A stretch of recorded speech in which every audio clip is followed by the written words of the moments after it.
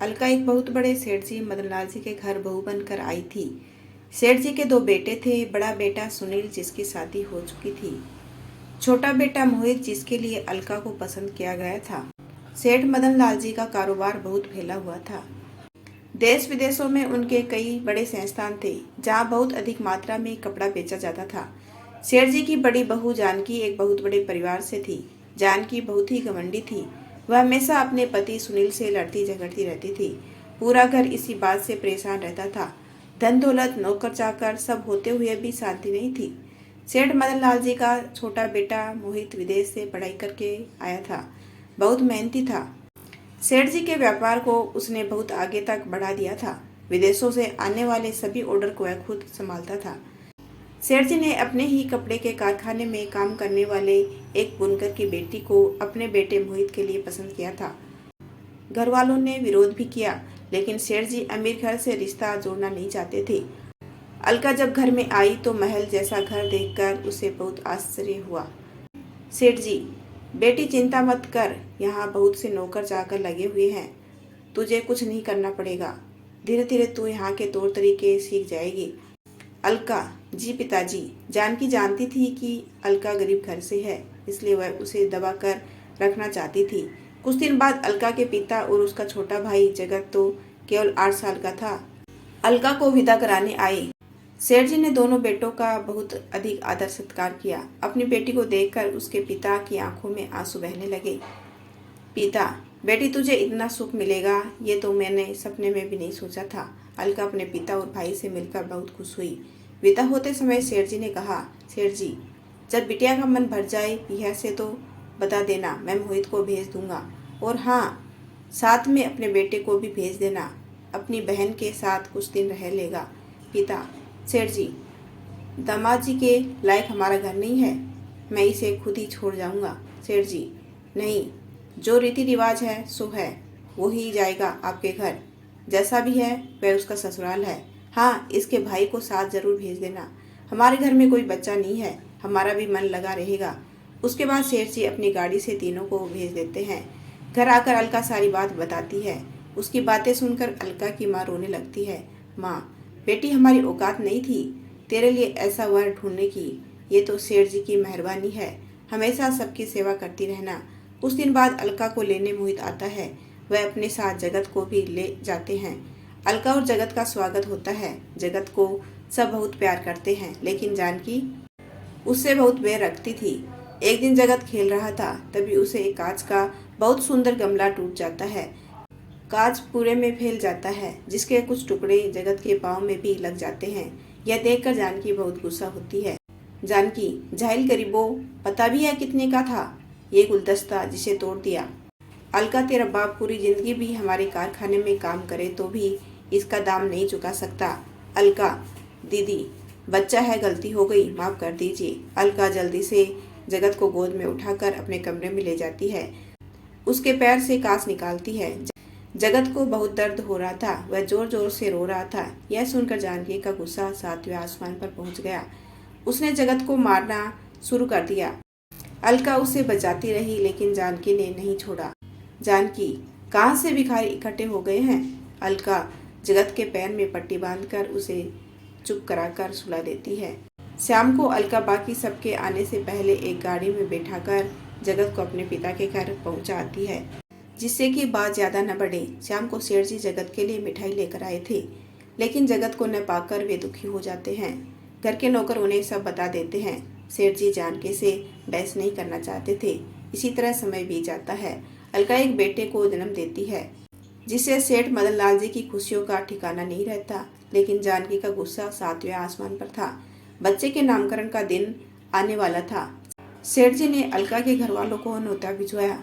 समारोह से एक दिन पहले जानकी ने एक नौकर के हाथ से अलका के घर संदेशा भिजवा दिया कि बच्चे के लिए चांदी का पालना लाई। अलका के पिता बहुत परेशान हो गए। उस समय जगत 10 वर्ष का हो चुका था। जगत, पिताजी छोड़ो, दीदी के घर जाते ही नहीं। पिता, नहीं बेटे, सब उसे ताना मारेंगे, जाना तो पड़ेगा। जगत, लेकिन पालना कहाँ से आएगा? पिता, बेटा एक काम कर, लकड़ी का ही पालना लेकर चलते हैं। उन्होंने रख लिया तो ठीक है, नहीं तो वापस ले आएंगे। दोनों बाप बेटे बहुत से उपहार लेकर समारोह में पहुंच जाते हैं। सेठ जी और उनके दोनों बेटे उनका बहुत स्वागत करते हैं। जिस समय बच्चे का नामकरण होना है उस समय बच्चे को पालने में लेटाना था। चांदी का पालना न देखकर जानकी बहुत गुस्सा हो गई। जानकी, तुम्हें यह लकड़ी का पालना मिला था? हमारे कुल दीपक के लिए मैंने कहा था चांदी का पालना लाना। यह सुनकर अलका के पिता बहुत दुखी होते हैं। पिता, बेटी हमसे जो बन पड़ा वो ले आई, हमें माफ कर दो। सेठ जी, समधी जी आप माफी क्यों मांग रहे हैं? जानकी, तुम्हें जो कुछ कहना है मुझसे कहो।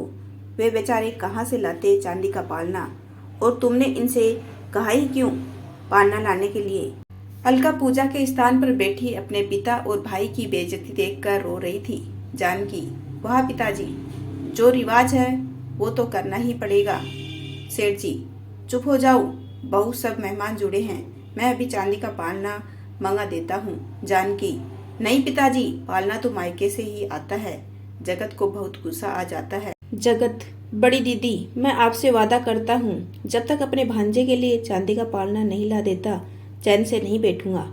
चलिए पिताजी। दोनों बाप बेटे आंखों में आंसू लिए वहां से वापस चले जाते हैं। अगले दिन जगत काम ढूंढने लगता है। वह छोटी सी उम्र से ही मेहनत करके पैसे जोड़ने लगता है।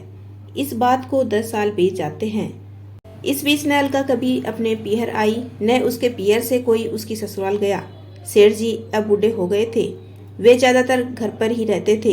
एक दिन उनके घर के सामने एक बड़ा सा ट्रक उतरा। उसमें बहुत सा सामान था। ट्रक के साथ आए मजदूर एक एक करके सारा सामान अंदर ले जाने लगे। सेठ जी ने उनसे पूछा, लेकिन वे बिना कुछ बताए सारा सामान घर के आंगन में रख आए। सेठ जी, ये सब क्या है? हमने तो कुछ नहीं मंगाया। तभी बाहर एक आलीशान कार आकर रुकती है। उसमें से एक बहुत सुंदर युवक बाहर निकलता है। घर के आंगन में पहुंचकर वह सेठ जी के पैर छूता है। सेठ जी, बेटा तुम कौन हो और ये सब क्या है?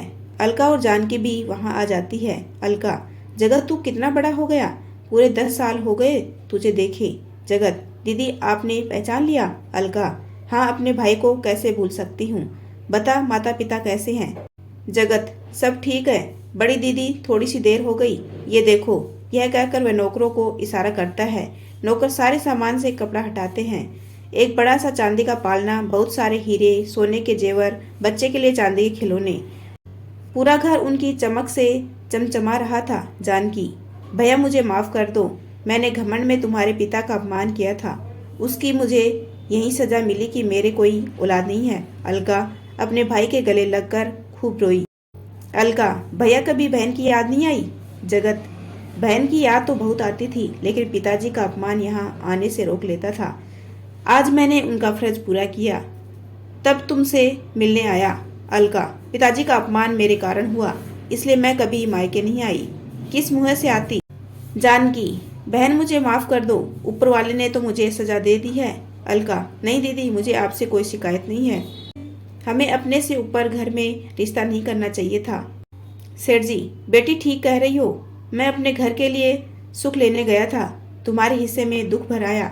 जगत, सेठ जी, क्या मैं अपनी दीदी को ले जा सकता हूँ? इस चांदी के पालने ने रोक रखा था आने को। सेठ जी, बेटा हमें शर्मिंदा मत करो, अपनी दीदी को ले जाओ, जब तक चाहे वहाँ रखना, और अपने पिता से मेरी ओर से हाथ जोड़कर माफी मांग लेना। अलका अपने 10 साल के बेटे को लेकर अपने भाई की गाड़ी में बैठकर अपने पियर की ओर चल दी। यदि आपको मेरा छोटा सा प्रयास अच्छा लगा हो तो चैनल को लाइक, शेयर एंड सब्सक्राइब कीजिए। आपका अपना कीमती समय देने के लिए दिल से धन्यवाद।